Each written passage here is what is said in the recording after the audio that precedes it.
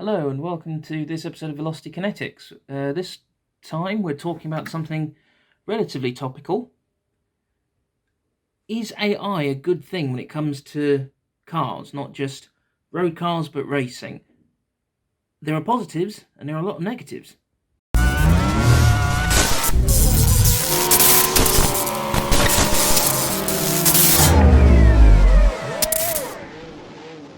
What's made me bring up this conversation about AI? Just forget the headset, I'm about to go on to another call at work. I'm waiting for someone to admit me into the call and I've been sat here for 5 minutes.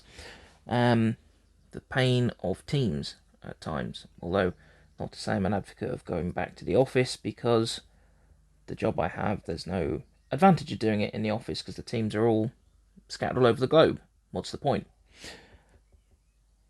But I've been thinking about this because there was recently an article, or should I say article, that claimed that they'd had an interview with Michael Schumacher and they'd used AI, artificial intelligence, to generate the answers. And then you've got all these things going on about ChatGPT being able to sort of produce work, essays, stories, code. And you've got all sorts of apps that can reskin pictures which have questionable ethics. Now, I'm going to share a couple of pictures just so you can see what I mean. However, just because I have them does not mean that I condone the use of the app. In fact, I've uninstalled it off my phone. Now, my brother went on, rightfully, quite a tirade at me about it, because particularly the ones around where it draws things, whether you're giving it instructions to draw, whether that's, I think his example was a dragon knight fighting something else, and it compiled something together. Or there's a lot of questionable ones where you can, I think they're really designed to do sexy/dirty images, or they're just ones, like I said, that reskin, redraw your picture. The issue around those is they steal artwork from sites like DeviantArt and Reddit and so on, and sort of slap them together to get the best results. And the original drawers are rightfully not getting the credit. So does that mean that AI is actually a bit of a problem? The context I've initially mentioned, I am aware, does not relate to road cars or motorsport or what have you, but from its initial applications, I suppose you could say human beings are pretty shitty, and we will always find a shitty way to introduce the ways of new tech. It sort of indicates where humans don't always go to, how could we actually use this for better? It's always seemingly finding the worst way to use it. And also things like you could say about some forms of social media, like TikTok, for example. TikTok, in theory, is a good platform. YouTube, in theory, is a good platform. Facebook is, in theory, a good platform. However, it rapidly turns out of control, whether you talk about people trolling or people being abusive in comments. The number of people who... I like watching some of the food reels, because being a foodie, liking to cook my own stuff, and probably wishing that I'd stuck with what I wanted to be as a child and been a chef. You know, it's quite interesting, and a lot of people, not necessarily wrongly, are saying things in the comments, which I don't want to name a channel incorrectly. Based on the channels I've watched, I would say, let's pick Gordon Ramsay, shall we say. So if you pick Gordon Ramsay and watch his reels or his videos, most of the comments, for the most part, are pretty nice. Some people in there go, no, you're doing that wrong, which will always be the case. I could post a video of me absolutely flooring a manual car around some roads, and someone will say I'm doing it wrong. Whether that's for the lols, or whether that's for real, as in, no, actually, from my experience, if you braked 5 meters later, you could have carried more speed, you didn't need to change down there, and so on and so forth. So they've all got their own plus points. So like TikTok being able to communicate with loads of people and having lots of quite brilliant algorithms that, from a programming perspective, you cannot deny that they've put in some serious brain work into that, not going into down the rabbit hole of spies or the whole Chinese thing, which every once in a while, let's see if that comes round. Sorry, I'm just saying have I been, no, still not admitted. And this is supposed to be an important meeting. Jesus fucking Christ. But there we are. Anyway, you see the point, what I mean. Technology on paper is a good thing. Reality and execution is bad. Or at least how we use it is bad. So, how could you start to apply it to things like motor racing or on the road? You could argue some cars already have a version of that through things like location-specific traction control and things. Because I believe the Nissan Skyline GTR, I feel like I remember watching a Clarkson review, and it said when he was at Suzuka, the traction controls all turned off and the speed limiters turned off because it recognised it was at a track. You could argue that's some form of AI. Supposedly, self-driving could be argued as a form of AI. But it's never really going to be a true form of AI. I'm just going to say, before I go any further, if you notice any time I pause when I say AI, if you watched Red vs. Blue on Rooster Teeth, the early series of it, you'll understand my pause when I say AI, because my natural response is to do caboose. So going AI. What's the A stand for? And if you haven't watched it, then watch the end of my video first, and then go check that stuff out. There are a lot of places it could be used, and let's explore it, shall we? Oh shit, been omitted. So, you might have noticed we've now shifted. It's another day. Got one of my birthday presents that Sarah got me, Max Verstappen. Join the Orange Army, and we have Izzy. That's why I'm doing this in the middle of the sofa. We have Izzy. This one usually spends most of her time behind the sofa or down there.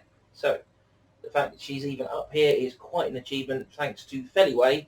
It's not a sponsor, it's just a general comment. Thanks to Feliway. And she's currently got an additional calming collar on, which I was worried she was going to be a little bit stoned when we put it on. But there we are. So we're talking about AI. What impact can AI have on the automotive world? Oh, by the way, that's the actual cat that the couple of art-generated images that are mostly of this one. But anyway, how can AI work on the road?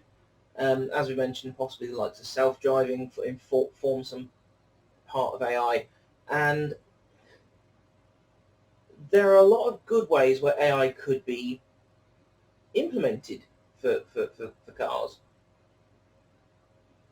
You stuck, Izzy? No? Oh, and I've just had a warning the video may be lagging. So you could use AI could kick in, for example, to help achieve better fuel economy, sense what sort of road you're on, and help improve your aerodynamics. Granted, this requires, I suppose, the massive caveat before I continue with this with AI is AI has such it requires probably lots of technology that either doesn't exist or is too expensive at the moment for mass implementation, such as movable aerodynamics. And I remember Mark Priestley mentioning this in an episode of his blog. Well, actually, must be years ago now. Because he doesn't really do that much anymore. At least last time I watched stuff on his channel. Moved to just a Monday Ask Elvis, and I could never participate in the Ask Elvis. One of the points he mentioned is not just on road cars, but on racing cars. If you had stuff like AI where it could sense right you're on a long straight, pull in the various bits of aerodynamics and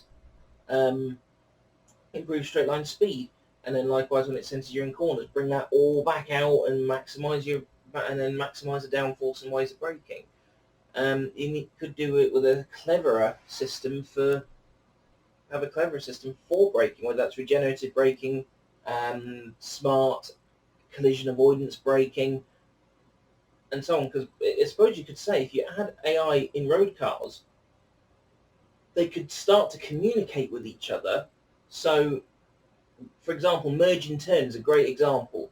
I refer to it as a zipper merge, and I have to admit, for a long time, I was one of the people who would queue in the left, stay in the left, wouldn't necessarily admittedly let people in from the right, but usually that also depended on how many people were in the right, and I often judged it on the attitude of the person coming around, because if they were forcing themselves in, it's like, well, piss off, was my attitude. Now I've taken a case of it doesn't matter how hard they come at it, you're going to fall off the sofa there, is he? She nearly did. Sorry, Izzy. I didn't mean to offend. She's walking off now in a little bit of a sulk, but she's so funny in the sense of the number of times I've been making a fuss of her and she's gotten so into it she hasn't remembered where she's been doing it. She's been lying, so for instance, on the edge of this chair, and she'll often fall off, or on the stairs. She'll forget she's on the stairs and then roll off a stair, which, like I say, it's kind of funny, but at the same time, it's like, easy. There you go. Don't know what she's doing. Anyway, cars could then start to communicate to each other. So it's a case of you could probably then begin to eliminate. You could possibly begin to eliminate things like traffic, or not necessarily eliminate, but you could certainly use AI to manage traffic quite cleverly. So returning back to the merge in turn, it's a zipper merge. And I go, you go, they go, you go, they go, left goes, right goes, left goes, right goes, left goes, right goes, and so on. It's one by one by one by one. At least that's how it should be done in theory. In reality, it never goes like that at all. People on the left insist, rightfully get stroppy that I've been sat here for fucking ages. No, I've got my own place to get on with, and you're entitled to feel like that, especially if the right-hand lane starts forcing its way in too, and then you're in for a world of problems. And then it sometimes takes a couple of people to sort of reset it, and then you sort of get going again.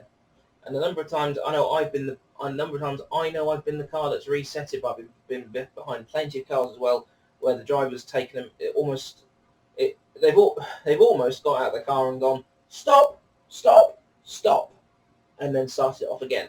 But imagine if an AI could communicate with cars and then make it so, no, you go, you go, you go, you go.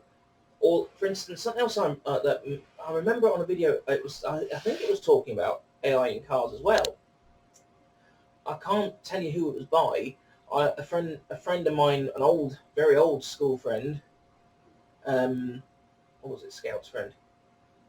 No, school friend, posted it on his Facebook wall a long time ago, and I can't, without doing a creepy amount of stalking, so to speak, as an unreasonable amount of browsing, I can't tell you who did it. But it reckoned in that video that most traffic doesn't build up because of things like accidents, because a number of times, there are examples, a number of times you'll be driving along, suddenly come to a slowdown or a near stop, and then suddenly you speed up again without any problem. And they reckon the issue is people keep tapping the brakes, whether that's because they're tapping them because there's been nearly been a collision, or they've nearly collided, or whether it's to scrub some speed, or whether they've just accidentally tapped the brakes, which then causes the car behind to tap the brakes, and so on. If you had AI in that, there would be no need to tap the brakes. And if you had AI, you could then do things like I mentioned earlier. The example was the Nissan Skyline, and very early Nissan, well, not early, not like the V6 twin turbo models, the relaunch, I think they call it the GTR instead of the Skyline. The ones that could recognise when they're on a track, you could apply that to the road, so it could recognise where it is, know it's a national speed limit road, so you can't go faster than 60. End of discussion. And likewise, when it knows when you're coming to a village, so it will scrub the speed off, and if the village is signposted at 30 miles an hour, like where we are now, if it's signposted at 30, you cannot physically go faster than 30. The downside to a lot of AI in this sort of environment is it requires a lot of programming. And a computer, ultimately, if you remember back to GCS. You don't need to be done a degree in ICT. ICT. Oh, show my age, isn't it? Calling it that. You don't need to have any sort of computing technology related degree. Very basic GCSE, and I'm talking when I did GCSE. It's a case of GIGO, garbage in, garbage out. So if you program it wrong, it's going to do it wrong. I appreciate you. There could be all sorts of checks and balances, and there will be checks and balances within the programming if it's done right.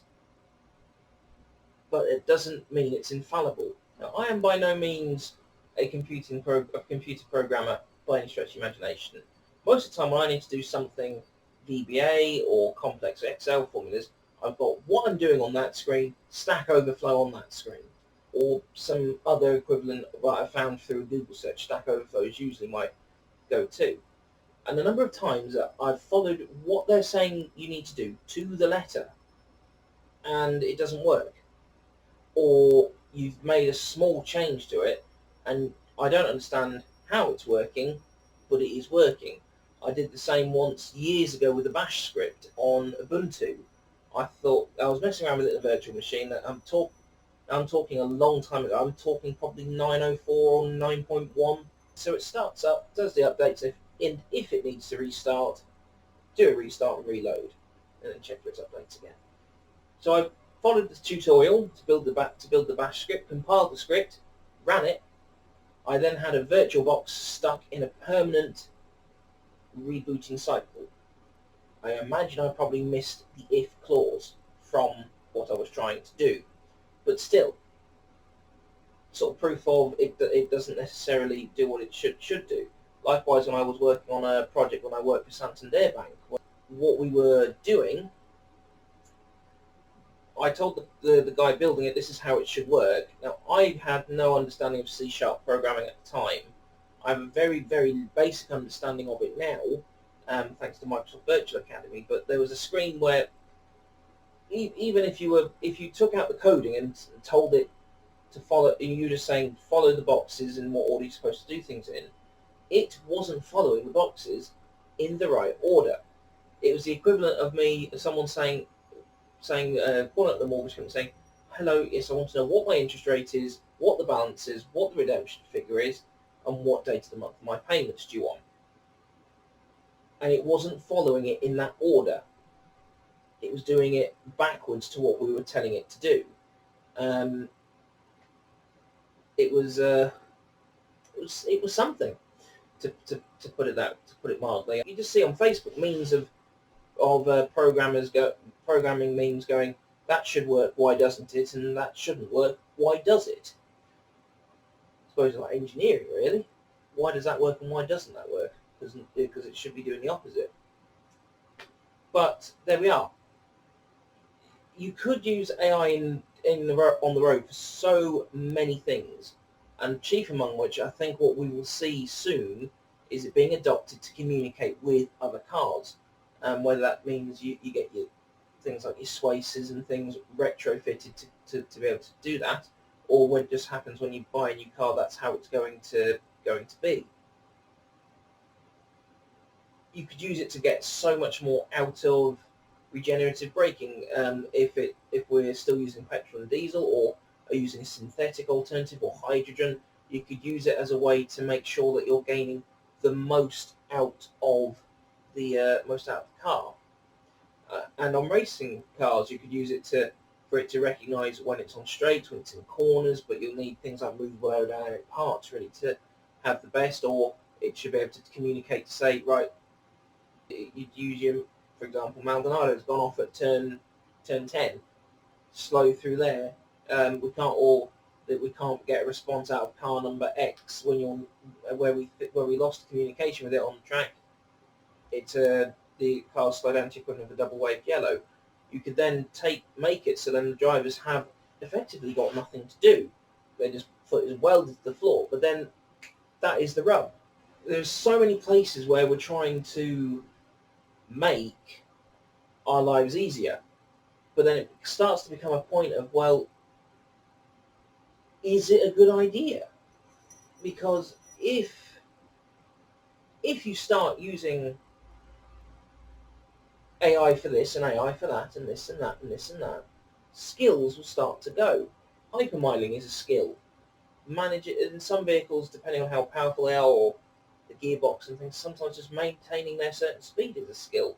Your observations is a skill. Is a skill. Our skill is ours. I can't. I don't even know the right. I don't brain good. It's a case of if you start taking away driver input, then what's the driver got to do to stay alert? It may inadvertently end up causing more accidents or in events where the AI is not available, whether it's because it needs an update or there's damage or someone's maliciously done something to the to it. I'm not going to class that as damage. I mean, some damage would be things like your radars, your sensors, depending on what it's doing. It doesn't leave much room for error anywhere with it. And I'll use this example. In the Swace, as I've mentioned a few times, I use the speed restrictor cruise control. As in, if I'm going through a 30, set the restrictor to 30. I don't use the radar cruise control, so it does it for me. But I set it so I can't get faster than whatever X speed is. If I'm on a national speed limit road, set it to 60. Motorway, set it to 70. I set it so it doesn't do anything. But that means there have been a few times where either I've simply forgotten to set the cruise control correct, or just forgotten to set it full stop. I've suddenly found that I'm not as good at maintaining the speed in that car. I'm pointing that way because it's the other side of that wall. I'm not as good at maintaining the speed in it as I was when I first bought it. You'll probably remember from old videos, if you watched a lot of our older videos, that I'm really on the fence about some forms of progressive technology, because there's innovation for innovation's sake, and there's innovation because it's a good idea. And in some ways, AI, particularly in road vehicles, is good, especially if you watch. A good example would be some of these dash cam videos. In sheer number of idiots that are out there, it would cut that down because the machine would be able to take over, and there we are. The problem is those idiots will never learn, in my opinion. So if you and for I'll use British society as an example. But I imagine it's the same across the world, or certainly at least the Western world. There's a growing sense of entitlement among people. There's a growing sense of it's not my fault, I'm the best, I'm this, I'm that. And people are not being held accountable, are terrible for admitting their mistakes. Who wants to admit they've made a mistake? So ultimately, where does this leave that advancement? I suppose really the best way that AI should be used is as a way to communicate. On the road, it should be used as a way for cars to communicate to each other. It should almost be used like a beacon. So going back to our merge in turn example, it then uses it to straighten the queue out as best it can by letting people in one by one. Or when you've got like 4 lanes becoming 3, becoming 2, becoming 1, it uses that to manage the traffic down as best as it can. It can then you can then use it to get speeding crimes under control. The possibility is endless, but you've got to be careful. I think ultimately, if we're going to use AI in cars, aside from the design side of things, because I believe they are using them for design and wind tunnel testing and so on, but using it as a practical application on the road, I think that's the safest way to do it.